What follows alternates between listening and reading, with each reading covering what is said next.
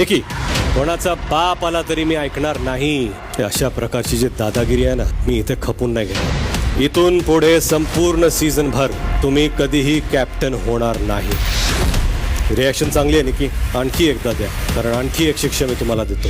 झालं आता सगळ्यांच्या मनासारखं. निक्कीला बिग बॉसने दिली मोठी शिक्षा. बिग बॉस मराठीच्या घरात सुरुवातीपासूनच 2 ग्रुप पडले होते, मात्र आता टीम ए मध्ये फूट पडल्याचं दिसत आहे. निक्की अरबाज विरुद्ध जान्हवी वैभव असं समीकरण पाहायला मिळत आहे.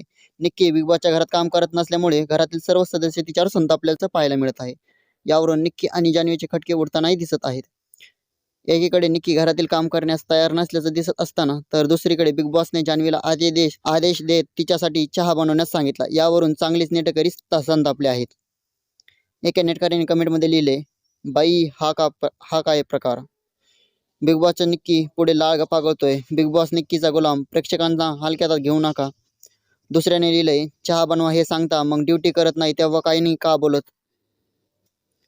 तिसऱ्या नेटकऱ्याने लिहिलंय, बिग बॉसला निक्कीचा पुळका. आणखी एका नेटकऱ्याने सवाल उपस्थित करत म्हटलंय, आर्या जेवली नव्हती तेव्हा बिग बॉसने काहीच बोलले नाही, विषय सुद्धा घेतला नाही. आता बघा निक्कीला बसल्या बसल्या चहाची ऑर्डर देत आहे. यावरून बिग बॉसचा प्रेमी शोवर चांगलेच भडकलेले दिसत आहेत. त्यामुळे आज भाऊच्या धक्क्यावर चांगलीच रितेश देशमुख सरांनी निक्कीची हजेरी लावलेली दिसत आहे.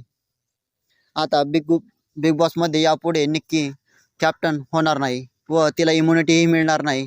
त्यामुळे आता आपला गोलीगत सूरज चव्हाण होऊ शकतो विनर.